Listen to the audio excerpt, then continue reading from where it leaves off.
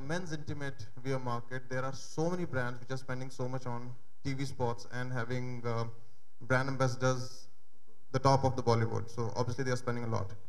Why in this category there's so much spending on TV spots vis-a-vis almost no spending by the other apparel categories? Why only intimate wear in men? I think they are doing a lot to cater to the mass, and they want the celebrities to also cater to the niche market with the same product, but they are not able to do that right now. So the need gap is they need to change they need to change the designs and the patterns along with the celebrities they endorse. Okay. Arpan, thank you very much for your presentation. Thank you, sir. Okay, just to break it up, we don't want all PowerPoint. We're going to have the next student who's going to be here for about 3-4 minutes, and we're just going to interview her in person. The next student with the most practical project is Shruti Jain in Synthesis 2012 from the undergraduate program in Fashion Business Management. Can we have a cordless mic, please?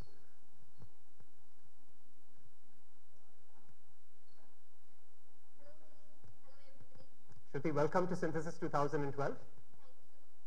Okay. Shruti had an excellent project which was around green apparel in manufacturing. Shruti, come closer.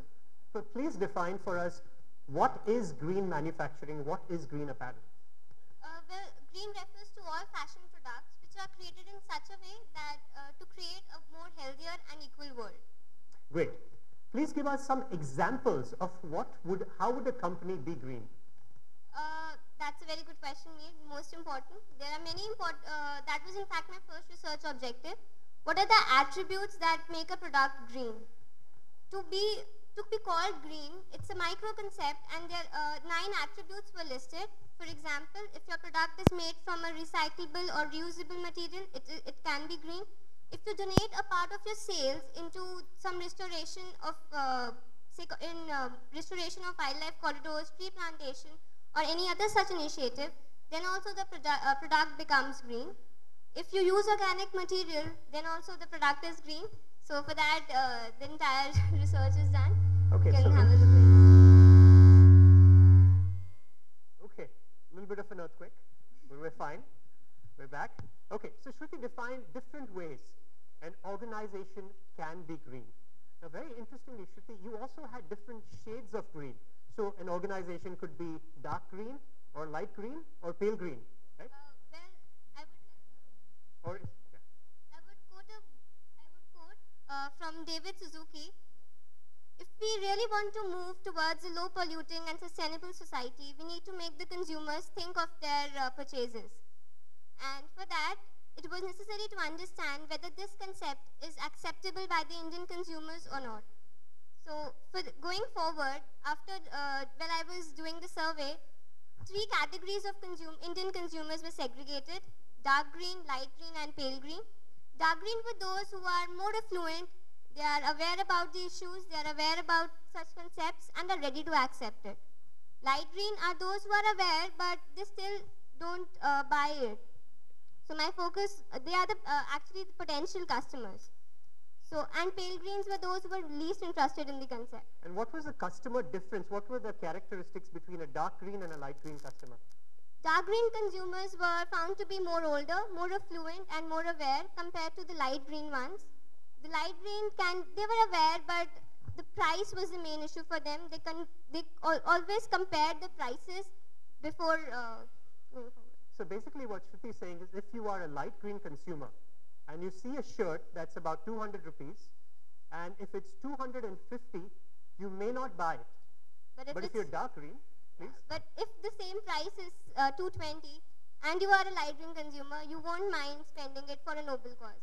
And if you are a dark green consumer, you will still buy it, but you will look for the design. Great. Shruti, you went through this process. You went through this research for many months. How do you feel you came out of it as a more learned person or a better professional going into the industry? Well, I would say the seed of sustainability of going green was planted when I came into Pearl. And going forward, as a person, I feel that we all would agree that apparel and textile industry is considered to be the most ecological harmful industries. And if each of us could contribute in some way, I think we can make a difference. Shruti, excellent words. Remember, Shruti has a very large presentation. There is actually a sheet in each of your packets that lists out these 14 speakers on stage. If you are interested in their topic, what you need to do is just tick against their name, write down your name and email address, and then we will be able to email the entire presentation to you.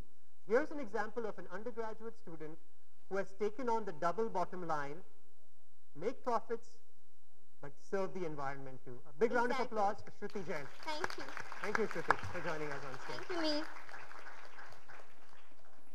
Okay, so we move on now to our third presenter, who is also the award-winning presenter in our next department. We actually have on stage Anusha Jain, who's from the Fashion Retail Management Department, and she had a very interesting topic. She's going to tell us in 5 minutes the effect of persona on a small and medium enterprise. How does the personality of the leader impact the success of a small and medium enterprise? Presenting to you Anusha Jain.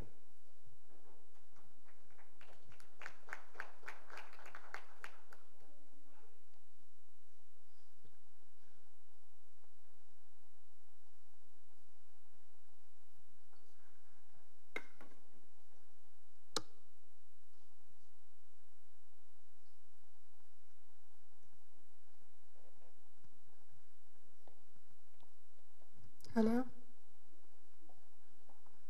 Again, hello everyone. Over the months, as I've been working in an SME organization, what I observed was an entrepreneur in an SME organization initially has a very positive influence of his persona on the employees. But as his business grows, he is dominated by his persona. Absence of processes, he's bothered even with the tiniest of the task.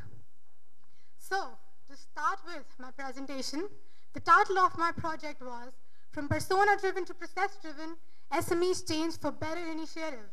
And the core findings of my project was identification and documentation of business processes is imperative to an SME's success and profoundly impacted by the persona of its leader.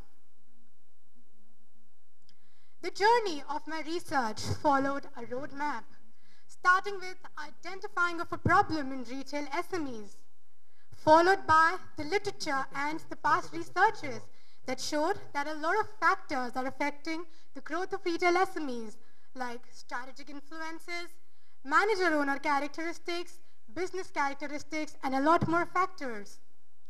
Coming down to the methodology of the research, retail SMEs and MNC CEO and managers were studied to explore the key behaviors and existing structural patterns in retail industries in India. In-depth questionnaire was one of the major tools that was used to examine the leadership style, management style, work culture, and structure of an organization. It was very well supported with the psychometric test evaluation, which was used to reveal the management style of the managers in retail SMEs. One of the very interesting things that happened in my research was the outcome of the activities that I performed. My activities got a global credibility. Starting with the first activity, which is the LinkedIn discussion, it talked about transformation of an organization from persona to process. Professionals not only in India, but worldwide accepted this concept. Similarly, I had a Facebook group which talked about the similar issue. Professionals specifically in India shared their problems related to management in their organization. Coming to the most important aspect of research, that are the findings of the research, which revealed that there is an evidential impact of a persona of a leader on its organization. We can see 8 personas over here.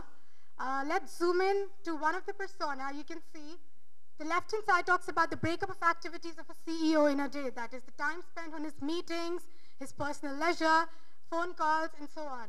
Going down to the model, we can see the breakup of phone calls. That is the number of bar calls, number of personal calls, number of direct report calls. The right-hand side talks about the attributes of the CEO, his leadership and management style. Finally, identification of the change need in SMEs and data collection, which revealed management and cultural issues. It led to development of a model style of leadership for holistic growth and synergistic growth. The model looks a bit complicated and complex, so we'll just focus on some of the critical factors that were time management, the structure of the organization, that is to achieve a balance between formal and informal organization. Also, the effective use of functional systems in an organization. It is not just that you implement a software like ERP, but you should also know how to adapt it, and you should also know the importance of such softwares. This model was very well supported by another model, the model of order of alignment, which defines the sequence of steps in which the change process should be held. Starting with the most important, that is transparency of information in an organization, effective delegation, time management, and leadership. Last but not the least, the research highlighted devising of methods and practices, aligning a business strategy, also outlining some of the critical factors like development of a process-centric environment for consumer-to-concept approach, creation of a free space for organizational head for better business generation. I'm sure this research will be useful for a lot of CEOs and managers in retail SMEs. Thank you and have a very good evening. Thank you. Anusha, very interesting qualitative and quantitative assessment of how do you attribute success factors for leaders. Let me ask you, as you are going to be a leader in the community, which is obvious by your presentation, being one of the top one in your department, what would you say for you will be the #1 criteria of leadership? Here, the most important thing that came out of my project was that there should be a balance achieved between emotions and processes. So definitely, firstly, I'll work on that, followed by overcoming a lot of loopholes that came out of the SMEs, work culture and systems. Great. So this will be my key strategy. The balance. Yeah, the You got balance two between. things in there. Yes, Great. definitely. Any questions from the audience? Any one question? Yes, please. Please state your name and please provide the question.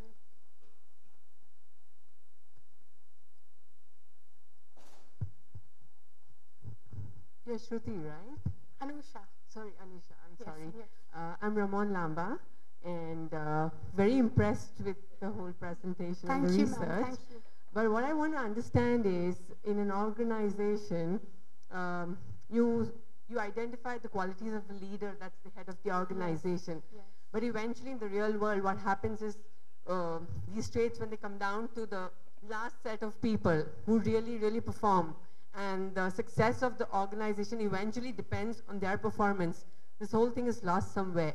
So in your research, what would you say that, what would that one thing be that would take on the whole thing to, you know what, are you getting my question? Yes, ma'am, Yeah. definitely. That is what I'm trying to say in my research also, that the persona of the leader should be so strong that it should have a very big impact on the employees as well. Whatever he is doing, he should not do it alone. There should be a sense of delegation, which is actually missing in retail SMEs in India. So once he starts delegating, once the employees start assuming responsibility, it'll automatically come. And you're positive that it will sink into the last set of people who Yes, eventually perform? definitely. It goes on from one hierarchy to another hierarchy. Okay, great. So I think what she found was that within small and medium enterprises, there is a greater impact. And what she calls persona is not the personality, but it's an umbrella term for like the leadership and charisma of a leader, which seeps more in a small enterprise than in a larger one. Yes. Yeah? Yeah. Anusha, once again, round of applause for an award-winning presentation, Anusha Jain. Okay, so we heard a little earlier from, actually, by the way, Arpan, can I reveal your nickname? Arpan, the intimate wear man, was called the Kacha King, okay, in his college. And the next presentation kind of relates to this, because it talks about a distribution model where if Arpan's company is successful, how would consumers purchase it? We have a very intelligent, smart, articulate student coming up. Now this student actually had a 95% in his 12th. He decided not to go to NIF Delhi. He decided not to go to SRCC, and he came to the Pearl Academy of Fashion, because of its retail program here. Let's invite on stage, please, Mr. Utkarsh Ahuja, BA Honors in Fashion Retailing. Let me find your slide so that we can put it right on stage while you speak. Here it is. Utkarsh's topic today is fashion and beauty vending machines. Okay? A contradiction by itself. Fashion vending machine. Utkarsh, tell us first, vending machines, about your interest in them. Well, I'm actually fascinated with the vending machines since childhood. You know, I went to Japan when I was 12, and in Japan you have 23 vending machines per person. So through my travels internationally, I've always been fascinated with the concept of vending machines. 23 per person. And what are the advantages of, we don't see a lot of vending machines here, but what are some of the advantages to a consumer from a vending machine? I think the fact that your transaction can be more private, and I think most importantly, it empowers you. You know, there's convenience of time, there's convenience of place, especially in a country like India, it's not, you know, shops are not distributed that well. Yeah. So, you know, the fact that you're walking on a highway and you want something, or when you're in a car, you're traveling, you're going to a party, but you might spill something on your t-shirt, you don't know where to go at 11 p.m. in the night. So if you have vending machines, say on a petrol pump, you can quickly change your t-shirt or shirt and, you know, go on to the party very nicely. Indeed. So convenience, privacy, vending machine. But the thought of buying labels and buying clothing on through a vending machine, tell us why you felt that fashion could fit into this format. Well, fashion has never really been experimented with in this format. There are actually vending machines in a club in Europe which dispense heels which dispense flats for women who are tired of wearing heels. But to actually, you know, practically be in fashion, I've always been inspired by fashion as a concept. And the fact that you can do so much with a single concept and that nothing can go wrong. And as a retail student, you know, the fact that I was fascinated with vending machines, putting them together was always a dream. Indeed. So you thought out of the box and into the vending machine. And interestingly, we think Arpan's category can fit in here, right? Absolutely. And tell us, in your research, you found some categories that would work well for vending machines. Tell us what those categories were. We actually identified 4 key categories, which was men's cosmetics and grooming products, then artificial fashion jewelry, underwear, and youth apparels priced below ₹500. So you did a survey, just so that we understand, you did a survey Yes, among how many consumers? We had over 100 consumers, and then we put you know, the consumer responses and the industry responses in you know, a parallel frame to get that fine line of practicality. And we actually ended up finding out a lot more. We found out that modern vending machines have been developed with the almost interfaces like an iPad, and they accept credit cards, they accept debit cards, so your transactions are as safe as they would be online. And the machines can actually give you back change also if you have cash on you. So yeah, it's really amazing what you can do with them now. Yeah. So if you're on a date and things are going well, you know, you're in your college, whatever, your dorm, you decide to walk out to Arpan's, you know, find Arpan's brand, and you find Indie it Bum's in your, vending machine. Yeah. you find it on your vending machine with the privacy. Like you, I think that's very amazing. Yes, well, I have to admit, I do use MAC makeup, but not by choice. When I'm on TV, they force it on you. So I thought I would at least buy a good brand. But I would not like to be seen mentioning it in public. But indeed, when men buy cosmetics, another reason, they may want to buy it. They don't want to be seen. Go out to a vending machine, buy it. Now, last point here. You also did some research on the mode of payment, right?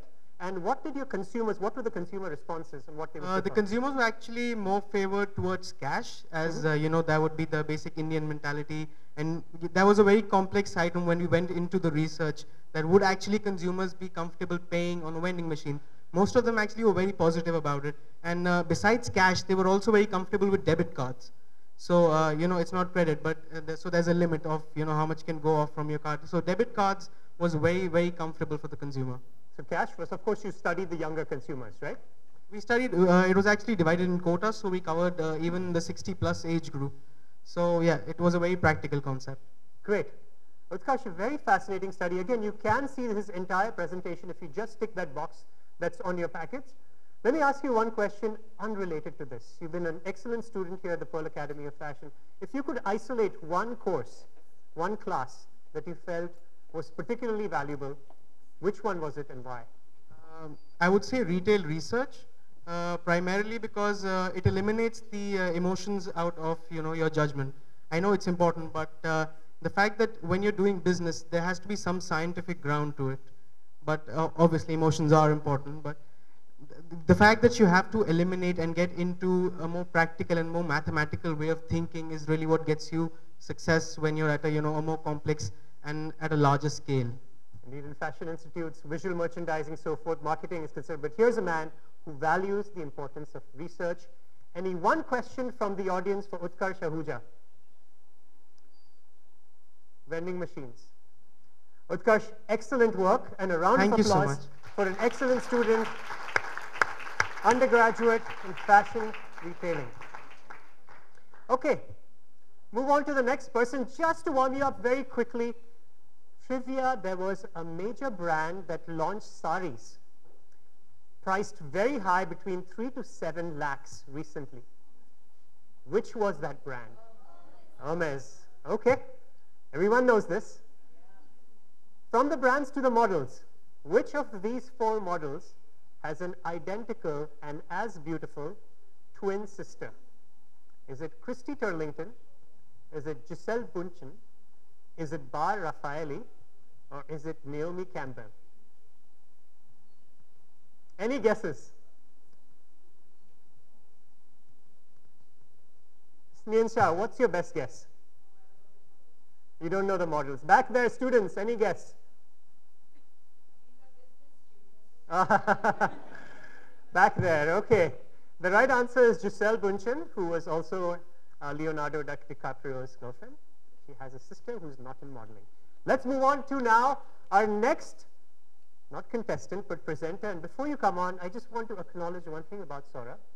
Sourabh is actually from the fashion merchandising department. Sourabh is, he's going to do his presentation, maybe a little bit English, a little bit Hindi. But here's a man who went into an organization, Pratibha Syntex. And he was just brought in as a student intern. He came out of this internship with doing their supply forecasting, their marketing, their demand forecasting, their product mix, their space planning, and their marketing strategy. He met the CEO early and said, you know what, you can fly. So fly, and this is what he's done in 5 slides in 5 minutes. Sourabh, please take it away for us.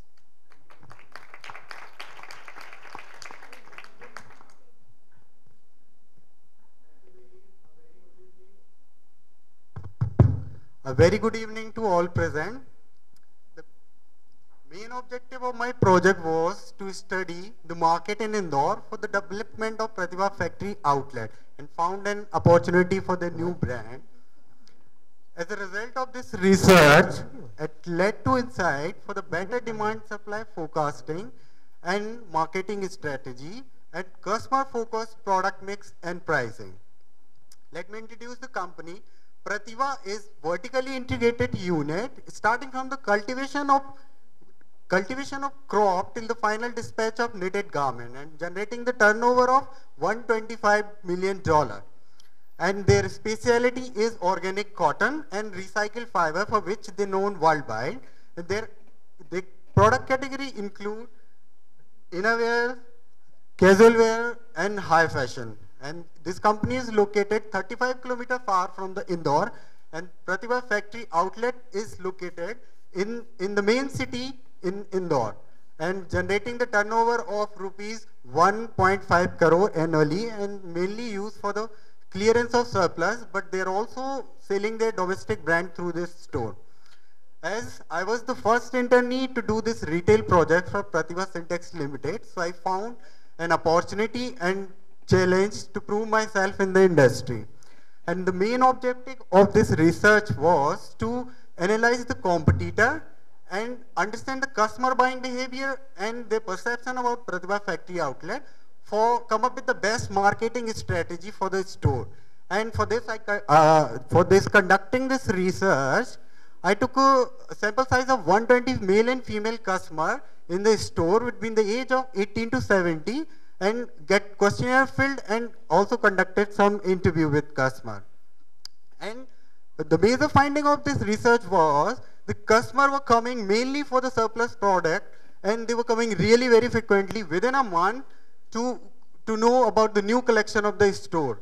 But the problem was they were not getting a proper products within that time. So I recommend to the company to come up with the best and new collection within the month to please their customer. And 74% of respondent customers said that the store should be more organized. So I changed the layout of the store to change their perception of the store and services. When I asked to the customer about their perception and the problem about that domestic brand called Carbon Basics, most of the respondents said like there are so many problems, and the main problem was related to the functionality of the product.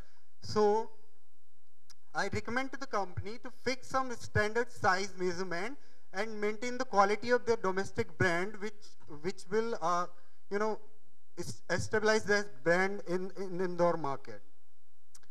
The main finding was like after conducting this research,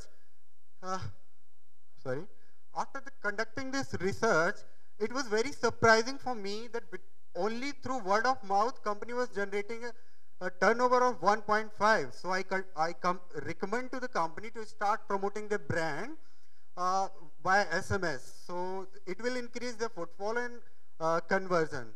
After implementing of this recommendation, company got the highest sales record till the date. And I also find some communication gap between the company and the factory outlet. So I recommend them to organize some departmental meeting to, for the better flow of communication in the organization. The main problem I found, like maximum customers were coming just for the surplus product, not for their domestic brand.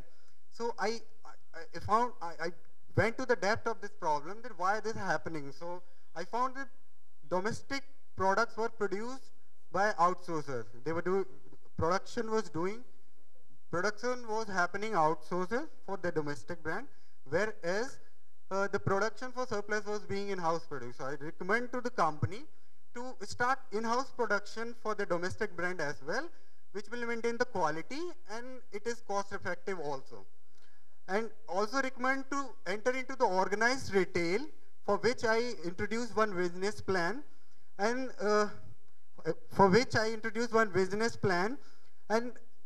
they are executing on them. They start executing on them.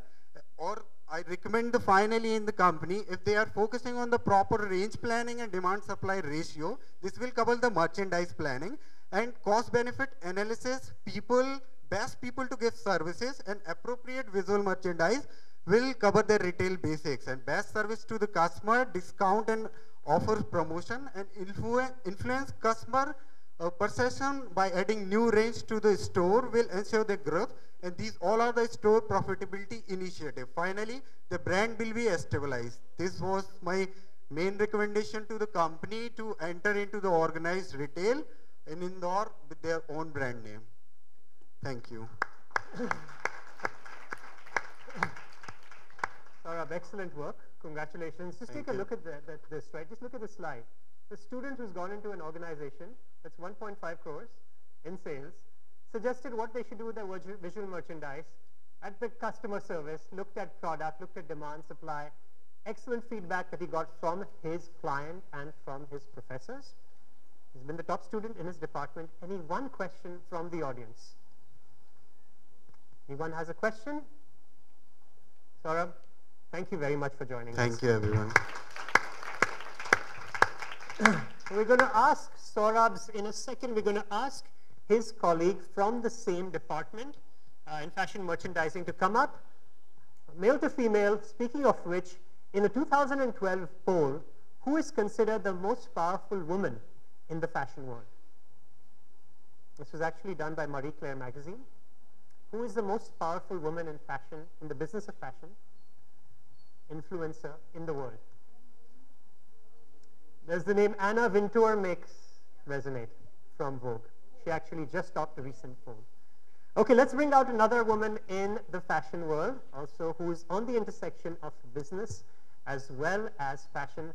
Paridhi Agarwal, please join us. Paridhi, how are you feeling today? Feeling absolutely fine. Yeah. Tell us one thing about yourself before you start. What is your favorite film? My favorite movie is Titanic.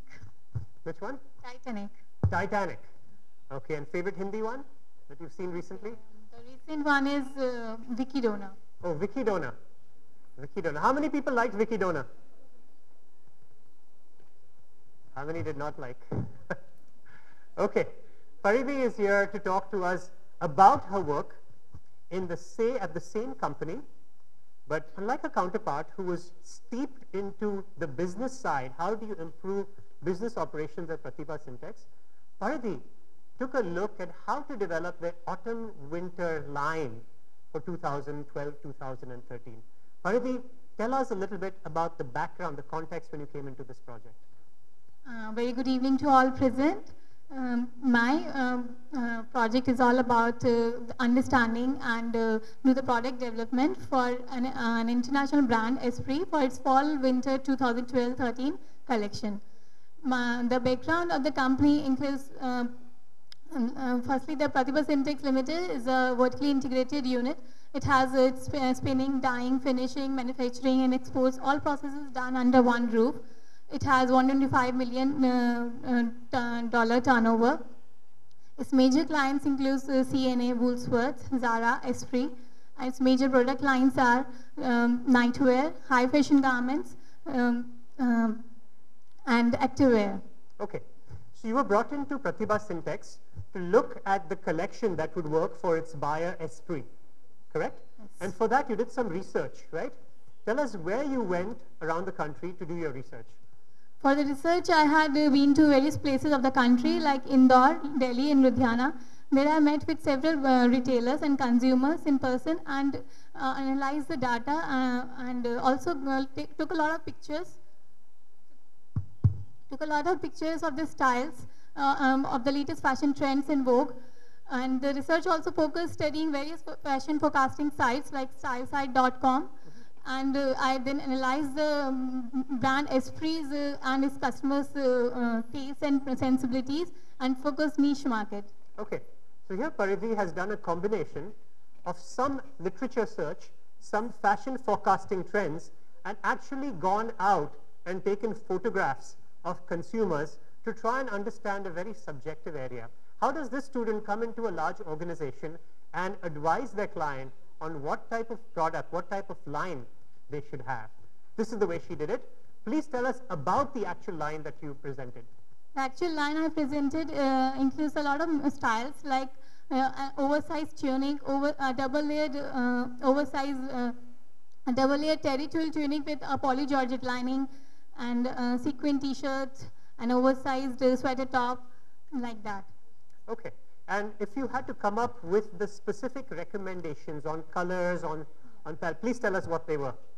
The major findings that I found were innovative shapes, lots of soft color palette, and simple styling, because according to Esprit's and its likings and preference and the customer's preferences, I preferred these styles and proposed a line accordingly. Great. Last question is, when you proposed a line to your client, did they employ it? Did they use the line? What was their feedback? They were very impressed with the line, especially I was the first internee who had been to various places of the country. That's why they were very impressed with the line, and also the product detailing that I had done, and the shapes, as you will have a look, it had all of them were different from one another, and all of them included in very innovative shapes. Great. Do we have a question from the audience while I actually pull up one slide so you can actually see the shapes? Does anyone in the audience have a question for how Paridhi Agarwal came out to recommend an entire product line for a major company? This is actually the product line that Paridhi had come out with. Hi, Paridhi. Hello. Did you find any difference between the aesthetic sensibilities of Indore consumers versus Ludhiana?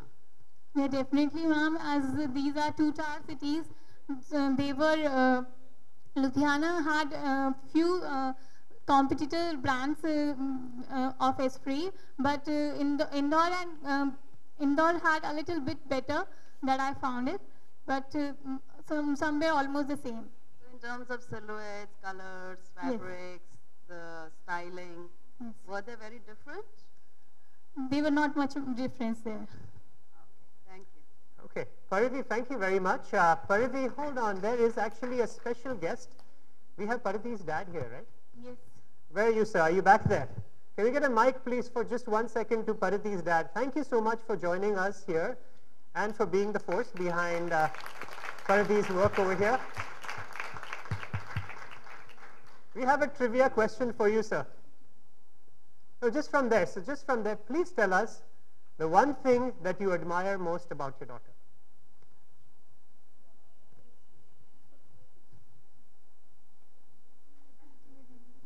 Sir, up. आपके बेटी के बारे में एक चीज बताइए. Paridhi Agrawal is very much honest and hard worker, and I like very much her for this. Her honesty and hard work. Thank you, sir, once again for joining us at this event. Paridhi, congratulations on your project. Thank you, Mihir. Thank you for joining us. Okay, so that was Paridhi Agrawal, and we now move on to our next presenter, who is Laghima Goyal from the Postgraduate Department in Garment Manufacturing. Now, we've seen a lot of glam presentations. This is a very hardcore presentation on how a process can be improved in manufacturing. Laghima will talk to us today on the benefits of having work aids, folders and attachments in manufacturing, something that she found through extensive research. Laghima, very quickly, just to ease you before you start, right? Tell us, if you were a fruit, which fruit would you be and why? Mango. I love it the most. Mango because I love it the most. Okay, you'd be a mango. Thank you. Thank you, Laghima. Please, with your presentation. Okay, well, to start with, hello everybody. Myself, Laghima Goyal. I'm from Garment Manufacturing.